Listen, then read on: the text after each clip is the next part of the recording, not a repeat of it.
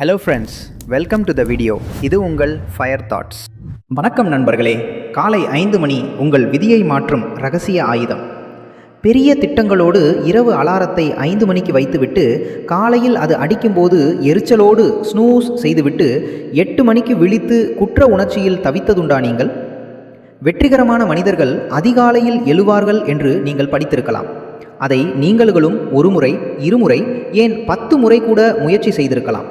ஆனால் மீண்டும் பழைய பழக்கத்திற்கே சென்றிருப்பீர்கள். நான் ஒரு அதிகாலை நேரத்து ஆள் இல்லை, எனக்கு தூக்கம்தான் முக்கியம் என்று உங்களுக்கு நீங்களே சமாதானம் சொல்லிக்கொள்வீர்கள். ஆனால் உங்கள் வாழ்வின் முதல் 1 மணி நேரம் உங்கள் முழு வாழ்க்கையையுமே மாற்றும் சக்தி கொண்டது என்று சொன்னால் நம்புவீர்களா? ஒரு சாதாரண மனிதனின் வாழ்க்கை சூரியன் உதிப்பதற்கு முன்பே எப்படி தீர்மானிக்கப்பட்டது என்பதை இந்த கதை உங்களுக்கு நிரூபிக்கும். இது எதுவுமே இல்லாத ஒரு மனிதன் காலை 5 மணி நேரத்தை தனது இரகசிய ஆயுதமாக மாற்றி சாதித்த கதை. இந்த வீடியோவின் இறுதி வரை என்னோடு இருங்கள். ஏனென்றால் இது நீங்கள் நீண்ட நாட்களாக காத்திருந்த ஒரு விழிப்புணர்வு அழைப்பாக இருக்கலாம். தொழிற்சாலைகள் இரவும் பகலும் இயங்கிக் கொண்டிருக்கும் ஒரு சிறிய தொழில் நகரத்தில் தாமஸ் என்ற 32 வயது இளைஞன் வாழ்ந்து வந்தான். தாமஸ் ஒரு ஜவுளி கிடங்கியில் இரவு நேர செக்யூரிட்டியாக வேலை பார்த்து வந்தான். தினமும் இரவு 8 மணிக்கு வேலைக்கு செல்வான். மறுநாள் காலை 6 மணிக்கு உடல் சோர்வோடும் மன அழுத்தத்தோடும் வீடு திரும்புவான். அவனது சம்பளம் வாழ்வதற்கு போதுமானதாக இல்லை. ஒரு உடைந்த மின்விசிறி, தரையில் ஒரு மெத்தை, மின்சாரம் குறையும் போது அவ்வப்போது அணைந்து எரியும் ஒற்றை மின்விளக்கு, இதுதான் அவனது சிறிய அறை. அவனது ஆடைகள் பழையவை, காலணிகளில் துளைகள் விழுந்திருந்தன. ஆனால் இந்த வறுமையை விடவும் தாமஸை ஆழமாக பாதித்தது அவனது மனநிலைதான். தான் ஏதோ ஒரு சிறையில் சிக்கிக் கொண்டது போல அவன் உணர்ந்தான். ஒவ்வொரு காலையிலும் அவன் வேலை முடிந்து வீடு திரும்பும்போது அந்த ஊரே உறங்கிக் கொண்டிருக்கும். ஜன்னல்கள் வழியாக மற்றவர்களின் வாழ்க்கையை அவன் கவனிப்பான். குடும்பங்கள் ஒன்றாக அமர்ந்து காலை உணவு உண்பது, குழந்தைகள் பள்ளிக்கு தயாராவது, சுத்தமான உடையில் ஆண்கள் அலுவலகத்திற்கு செல்வது. இதை பார்க்கும் போதெல்லாம் தாமஸின் மனதில் ஒரு கேள்வி எழும். என் வாழ்க்கை இப்படியேதான் இருக்கப் போகிறதா? மற்றவர்கள் தங்கள் கனவுகளை நோக்கி விழித்தெழும் நேரத்தில் நான் வீடு திரும்பிக் கொண்டிருக்கிறேனே. அவன் மாற முயற்சி செய்யாமல் இல்லை. நல்ல வேலைகளுக்கு விண்ணப்பித்தான். ஆனால் உயர்நிலைப்பள்ளி கல்வி மட்டுமே இருந்ததால் எல்லா கதவுகளும் அவனுக்கு மூடப்பட்டன. புதிய திறன்களை கற்க விரும்பினான். ஆனால் இரவு முழுவதும் வேலை செய்த பிறகு தூக்கத்தை தவிர அவனால் எதையும் செய்ய முடியவில்லை. அவனது கிராமத்தில் இருக்கும் தாய் வாரத்திற்கு ஒருமுறை ஃபோன் செய்வார். மகனே, உன் வாழ்க்கை எப்போது மாறும்? எனக்கு வயதாகிறது. நான் இறப்பதற்கு முன் நீ ஒரு நல்ல நிலையில் இருப்பதை பார்க்க வேண்டும் என்பார். தாமஸ் தன் குரலில் உற்சாகத்தை வரவழைத்து கொண்டு, சீக்கிரமம்மா, நான் அதற்கான முயற்சியில்தான் இருக்கிறேன் என்று பொய் சொல்வான். ஆனால் உண்மையில் அவனுக்கு என்ன செய்வதென்று தெரியவில்லை. அவன் சோம்பேறி இல்லை, இரவு முழுவதும் விழித்திருந்து உழைத்தான். ஆனால் அந்த உழைப்பு மட்டும் எதையும் மாற்றவில்லை. உலகம் முன்னேறி செல்லும்போது அவன் பின்னோக்கி வாழ்வது போல உணர்ந்தான். இதற்கு வேறு வழியே இல்லையா என்ற கேள்வி அவன் மனதில் ஒரு மெல்லிய குரலாக ஒலித்துக்கொண்டே இருந்தது. ஒரு செவ்வாய்க்கிழமை காலை தாமஸ் வேலை முடிந்து கிளம்பும்போது அவனது சகோதரி ஃபோன் செய்தாள். தாமஸ், சீக்கிரம் ஊருக்கு வா, அம்மா மயங்கி விழுந்து விட்டார்கள், இப்போது ஆஸ்பத்திரியில் இருக்கிறார்கள். தாமஸின் இதயம் ஒரு நிமிடம் நின்றது. அவன் உடனே பேருந்து ஏறி கிராமத்திற்கு சென்றான். அவனது தாய் பலவீனமாக படுத்திருந்தார். அதிகப்படியான வேலைப்பளு மற்றும் மன அழுத்தம்தான் காரணம் என்று மருத்துவர் சொன்னார். அவருக்கு ஓய்வும் நல்ல உணவும் விலையுயர்ந்த மருந்துகளும் தேவைப்பட்டன. அவனது தாய் அவன் கையை பிடித்து கொண்டு, தாமஸ், எனக்கு அதிக காலம் இல்லை. என் வாழ்க்கையைப் போல உன் வாழ்க்கையை வீணடித்து விடாதே. ஒரு வழியை கண்டுபிடி, எனக்கு சத்தியம் செய் என்று மெல்லிய குரலில் கேட்டார். அன்று இரவு முழுவதும் தாமஸ் அவர் அருகில் அமர்ந்திருந்தான். கவலை அவனை கவ்விக்கொண்டது. ஆனால் அதையும் தாண்டி தன் இயலாமையின் மீது அவனுக்கு கோபம் வந்தது. அதிகாலை 5 மணிக்கு அவன் கிளினிக்கிற்கு வெளியே வந்தான். அந்த அதிகாலை அமைதியில் அவன் ஒரு முடிவெடுத்தான். இனி இப்படியே வாழ மாட்டேன். என்ன நடந்தாலும் சரி, நான் ஒரு வழியை கண்டுபிடிப்பேன். திரும்பவும் ஊருக்கு வரும் பேருந்தில் தனக்கு எதிரே சுமார் 50 வயது மதிக்கத்தக்க ஒரு பெரியவர் அமர்ந்திருப்பதை தாமஸ் கவனித்தான். அவர் மிக நேர்த்தியாக உடை அணிந்திருந்தார். அமைதியாக ஒரு புத்தகத்தை வாசித்துக் கொண்டிருந்தார். அவர் அந்த ஊரின் பெரிய தொழிலதிபரான மார்க். அவர் பெரும் செல்வந்தர். சாதாரண பேருந்தில், அதுவும் காலை 6 மணிக்கு பயணம் செய்வது தாமஸிற்கு வியப்பாக இருந்தது. தாமஸ் தைரியத்தை வரவழைத்து கொண்டு அவரிடம் கேட்டான், ஐயா, நீங்கள் ஏன் இவ்வளவு சீக்கிரம் இந்த பேருந்தில் பயணம் செய்கிறீர்கள்? மார்க் சிரித்துக்கொண்டே சொன்னார், ஏனென்றால் நான் தினமும் 4:30 மணிக்கு எழுந்து விடுவேன். இந்த உலகம் விழிப்பதற்கு முன்பே வாசிக்கவும் சிந்திக்கவும் என் நாளை திட்டமிடவும் இந்த நேரத்தை பயன்படுத்துகிறேன். தாமஸ் ஆச்சரியத்துடன், உங்களுக்கு தூக்கம் வராதா என்று கேட்டான். அதற்கு அவர், நான் இரவு 9 மணிக்கே தூங்கிவிடுவேன். 7.5 மணி நேர தூக்கம் எனக்கு போதுமானது என்றார். தாமஸின் சோர்வான முகத்தை பார்த்த அவர், உனக்கு இரவு நேர வேலையா என்று கேட்டார். தாமஸ் ஆமாம் என்றான். காலையில் 7 முதல் மாலை 4 மணி வரை தூங்குவேன் என்றான். மார்க் மெதுவாக தலையசைத்து, உலகம் உழைக்கும்போது நீ தூங்குகிறாய், உலகம் தூங்கும்போது நீ விழித்திருக்கிறாய், அதனால்தான் நீ ஓரிடத்தில் தேங்கி நிற்கிறாய். தம்பி, ஒரு ரகசியத்தை சொல்கிறேன் கேள். காலை 5 மணி முதல் 7 மணி வரை உள்ள அந்த 2 மணி நேரங்கள் மேஜிக் அவர்ஸ். மற்றவர்கள் கனவு கண்டு கொண்டிருக்கும் போது உனக்கான வாழ்க்கையை நீ உருவாக்கும் நேரம் அது என்றார். ஆனால் ஐயா, நான் 6 மணி வரை வேலை செய்கிறேனே, எனக்கு தூக்கம் வேண்டுமே என்று கேட்டான் தாமஸ். உன் தூக்க நேரத்தை மாற்று. 6:30 மணிக்கு வீட்டிற்கு சென்றதும் தூங்கு. 11:30 மணிக்கு எழுந்துவிடு. 5 மணி நேர தூக்கம் உயிர் வாழ போதும். உலகம் விழித்திருக்கும் போது உனக்கான நிஜ வாழ்க்கையை வாழ். நீ மாற விரும்பினால் நாளை காலை 11 மணிக்கு என்னை வந்து பார். அந்த காலை நேரத்தை எப்படி பயன்படுத்துவது என்று கற்றுத்தருகிறேன். ஆனால் நீ உறுதியாக இருந்தால் மட்டும் வா என்று கூறி தனது விசிட்டிங் கார்டை கொடுத்தார். மறுநாள் காலை 11 மணிக்கு தாமஸ் அவரை சந்தித்தான். பல ஆண்டுகளுக்கு பிறகு வார நாட்களில் பகல் நேரத்தில் அவன் விழித்திருப்பது அதுவே முதல் முறை. மார்க் ஒரு நோட்டு புத்தகத்தில் ஒரு வீட்டின் படத்தை வரைந்தார். தாமஸ், உன் வாழ்க்கையை ஒரு வீடாக நினைத்துக்கொள். தற்போது அந்த வீடு இருட்டாகவும் இடிந்து விழும் நிலையிலும் இருக்கிறது. ஏன் தெரியுமா? நீ அதன் அஸ்திவாரத்தில் வேலை செய்யவில்லை. பிழைப்பு நடத்துவதிலேயே உன் நேரம் போகிறது.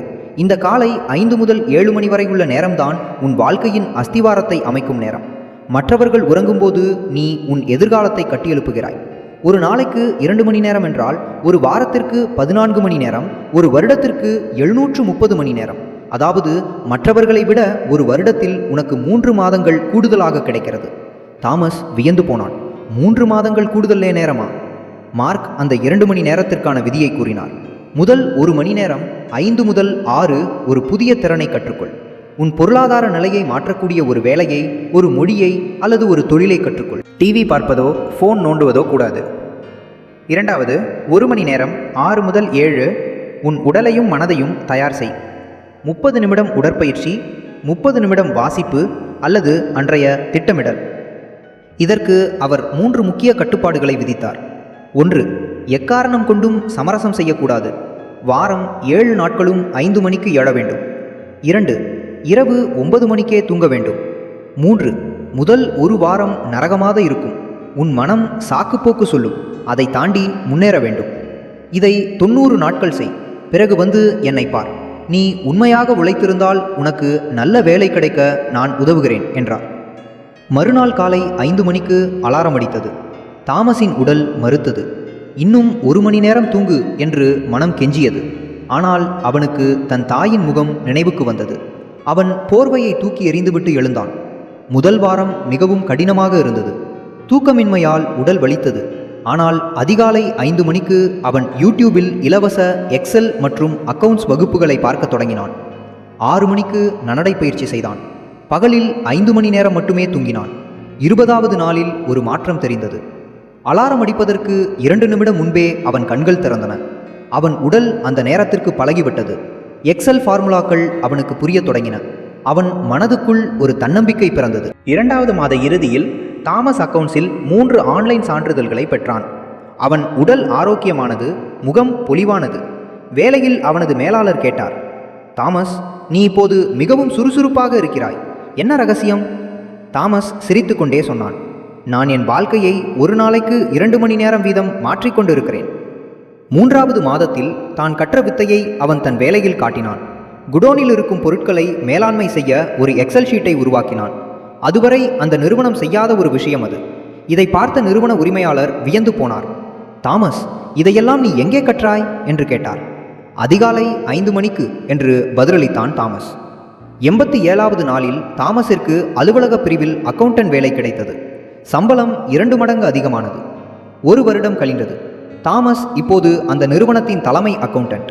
தன் தாயை நகரத்திற்கு அழைத்து வந்து நல்ல சிகிச்சை அளித்தான். இப்போதும் அவன் காலை 5 மணிக்கு எழுவதை தவிர்ப்பதில்லை. சக ஊழியர்கள் கேட்பார்கள், தாமஸ், நீதான் இப்போது செட்டில் ஆகிவிட்டாயே, அப்புறம் ஏன் இவ்வளவு சீக்கிரம் எழுகிறாய்? அதற்கு அவன் சொல்வான், வெற்றி என்பது ஒரு சேருமிடம் அல்ல, அது ஒரு தினசரி பயிற்சி. அது எனக்கு காலை 5 மணிக்கு தொடங்குகிறது. நண்பர்களே, தாமஸின் கதை ஒரு பாடத்தை சொல்கிறது. உங்கள் வாழ்க்கை மாற வேண்டுமென்றால் சூழ்நிலை மாறும் வரை காத்திருக்காதீர்கள். நாளை காலை 5 மணிக்கு உங்கள் பயணத்தை தொடங்குங்கள். வெற்றிக்கும் தோல்விக்கும் உள்ள வித்தியாசம் திறமையோ அதிர்ஷ்டமோ அல்ல, மற்றவர்கள் தூங்கும்போது நீங்கள் நேரத்தை எப்படி பயன்படுத்துகிறீர்கள் என்பதுதான். காலை 5 முதல் 7 மணி வரை உலகம் அமைதியாக இருக்கும். நோட்டிஃபிகேஷன் தொல்லை இருக்காது, மீட்டிங் இருக்காது. உங்கள் மூளை மிக தெளிவாக இருக்கும். அந்த நேரத்தில் நீங்கள் செய்யும் வேலைதான் உங்கள் வாழ்க்கை பாதையை மாற்றும். உலகின் பெரிய சிஇஓக்கள், விளையாட்டு வீரர்கள் ஏன் சீக்கிரம் எழுகிறார்கள் தெரியுமா?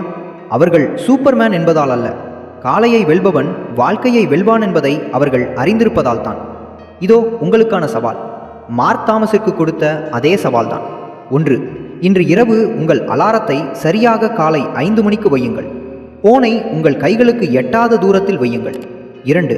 அந்த முதல் 1 மணி நேரத்தில் நீங்கள் என்ன கற்கப் போகிறீர்கள் என்பதை இப்போதே முடிவு செய்யுங்கள். 3. இரவு 9 மணிக்கு தூங்கச் செல்லுங்கள். தேவையில்லாத நெட்ஃப்ளிக்ஸ் மற்றும் சமூக வலைத்தளங்களை தவிருங்கள். 90 நாட்கள் இதை தொடர்ந்து செய்யுங்கள். நீங்கள் மில்லியனர் ஆகிறீர்களோ இல்லையோ, ஆனால் நீங்கள் ஒரு வலிமையான, ஒழுக்கமான, எதையும் சாதிக்கக்கூடிய புதிய மனிதராக மாறியிருப்பீர்கள். தாமஸிடம் எதுவுமே இல்லை, ஆனால் உங்களிடம் இன்டர்நெட் இருக்கிறது. இந்த வீடியோவை பார்க்கும் வாய்ப்பு இருக்கிறது. இனி எல்லாம் உங்கள் கையில்தான் இருக்கிறது. நாளை காலையில் ஸ்னூஸ் பட்டனை அழுத்திவிட்டு 5 வருடம் கழித்து என் வாழ்க்கை மாறவில்லை என்று வருத்தப்படப் போகிறீர்களா? அல்லது 5 மணிக்கு எழுந்து விடியை மாற்றப் போகிறீர்களா? இந்த 5 மணி கிளப்பில் இணைய நீங்கள் தயாரென்றால் இப்போதே இந்த வீடியோவிற்கு ஒரு லைக் போடுங்கள். நண்பர்களே, இப்போதே கிளம்பி போய் அலாரத்தை செட் பண்ணுங்க. நினைவிருக்கட்டும், உங்கள் எதிர்காலம் அந்த அலாரத்தின் மறுபக்கத்தில் உங்களுக்காக காத்திருக்கிறது. விஷயங்களை மேலோட்டமாக பார்க்காதீங்க, ஆழமாக சிந்திங்க. ஏன்னா ஒரு சின்ன பொறி தான் பெரிய மாற்றத்தை உருவாக்கும். இந்த வீடியோ உங்கள் சிந்தனையை தூண்டியிருந்தா அந்த லைக் பட்டனை தட்டி விடுங்க. வீடியோவை உங்கள் நண்பர்களுக்கும் பகிருங்கள். உங்கள் கருத்துக்களை கமெண்ட்டில் சொல்லுங்கள். இன்னும் பல அதிரடியான வீடியோவிற்கு நம்ம ஃபயர் தாட்ஸ் சேனலை இப்போவே சப்ஸ்கிரைப் பண்ணுங்கள். Stay bold, stay fired up. அடுத்த வீடியோவில் சந்திப்போம். நன்றி.